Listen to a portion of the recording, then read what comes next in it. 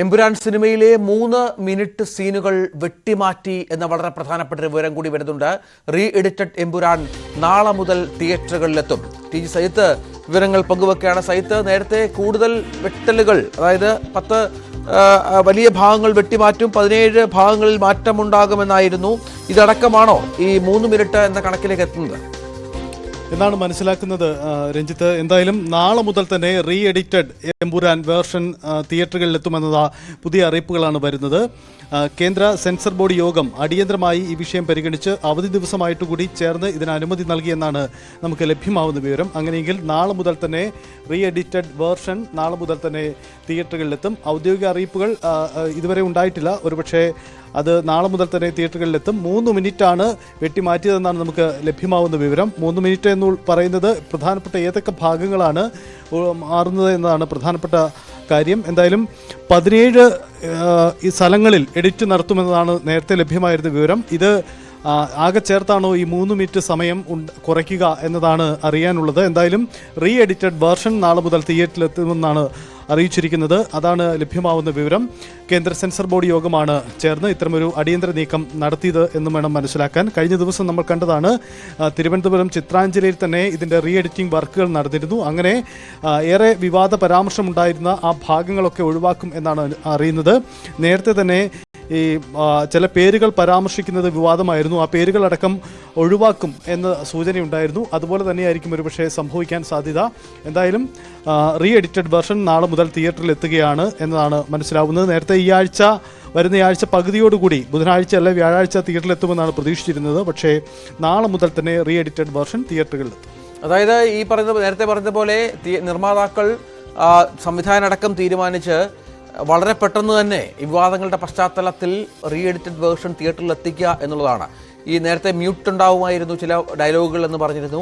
വില്ലൻ്റെ പേര് മാറ്റുമെന്നുള്ള തരത്തിലുള്ള വാർത്തകൾ വന്നിരുന്നു. രംഗങ്ങൾ മുറിച്ചു മാറ്റുമെന്ന് പറയുന്നു. അങ്ങനെ ഈ വിവാദങ്ങളായ ഭാഗങ്ങളിൽ ഒരു കത്തിവെക്കൽ ഉണ്ടാകുമെന്നാണ് പ്രതീക്ഷിക്കേണ്ടത്, അല്ലേ?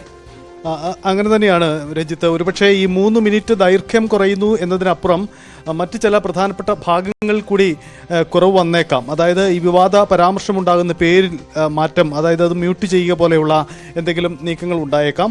അതിനപ്പുറം 3 മിനിറ്റ് സിനിമയുടെ ദൈർഘ്യം തന്നെ കുറയുന്നു എന്ന് പറയുമ്പോൾ ചില സീനുകളുടെ പോർഷൻസ് തന്നെ ഒഴിവാക്കപ്പെടുന്നുണ്ടാവണം. അതാണ് ഈ 3 മിനിറ്റിൻ്റെ കുറവ് വരുന്നത്. പക്ഷേ അത് എത്ര കണ്ട് വിവാദ ഭാഗങ്ങൾ ഒഴിവാക്കപ്പെടുമെന്നത് നിർണായകമാണ്. നാളെ എന്തായാലും തിയേറ്ററുകളിൽ എത്തുമ്പോൾ വീണ്ടും ആകാംക്ഷ ഉണ്ടാവുകയാണ്. എമ്പുരാൻ്റെ ഒഴിവാക്കപ്പെട്ട ആ 3 മിനിറ്റ് ഏതൊക്കെയാണ്, എത്ര കണ്ട് വിവാദ പരാമർശങ്ങൾ ഒഴിവാക്കപ്പെട്ടിട്ടുണ്ട് എന്ന ചോദ്യമുണ്ട്. നമുക്കറിയാം, സിനിമയിൽ ഏറെ വിവാദമായത് ആ കഥാപാത്രത്തിൻ്റെ ബജറംഗി എന്ന പേര് പരാമർശിക്കുന്ന അടക്കമുള്ള കാര്യങ്ങൾ, അതൊക്കെ ഏറെയധികം വിവാദമായതാണ്. നമുക്കറിയാം, RSS BJP നേതാക്കളൊക്കെ ഏറെ പ്രതിഷേധമുയർത്തിയതുമാണ്. ആ ഭാഗങ്ങളിലൊക്കെയാണോ മാറ്റമുണ്ടാവുന്നത്? മറ്റേതെങ്കിലും വിവാദ വിഷയങ്ങൾ ഒഴിവാക്കപ്പെടുമോ എന്നതുമുണ്ട്. ഒപ്പം ഈ ഗോദ്ര കലാപം പോലെയുള്ള സംഭവം, അതിൽ ചരിത്രത്തെ തന്നെ തെറ്റായി വ്യാഖ്യാനിച്ചു എന്ന വിവാദങ്ങളൊക്കെ ഉയർന്നിട്ടുണ്ട്. ആ ഭാഗങ്ങളിലൊക്കെ എത്ര കണ്ട് പുതിയ എഡിറ്റഡ് വേർഷനിൽ അത് മാറ്റിയിട്ടുണ്ട് എന്നതാണ് അറിയാനുള്ള കാര്യം. ചിത്രത്തിൻ്റെ ആദ്യ ഭാഗത്തൊക്കെ വിവാദപരമായ ചില രംഗങ്ങൾ ഉണ്ടായിരുന്നു. അതിലൊക്കെ എത്ര കണ്ട് ഒഴിവാക്കലുകൾ ഉണ്ടാവും എന്നതൊക്കെ പ്രസക്തമാണ്. വളരെ പ്രധാനപ്പെട്ട തീരുമാനത്തിലേക്ക് എമ്പുരാൻ സിനിമ എത്തുന്നു. നേരത്തെ നിർമ്മാതാക്കളും സംവിധായകനുമൊക്കെ ഏതാണ്ട് തീരുമാനിച്ചതുപോലെ എമ്പുരാൻ സിനിമയുടെ 3 മിനിറ്റ് ഭാഗങ്ങൾ, 2 മണിക്കൂർ ഏതാണ്ട് 59 മിനിറ്റോളം, 3 മണിക്കൂറിനടുത്ത് ദൈർഘ്യമുള്ള സിനിമയാണ് എമ്പുരാൻ.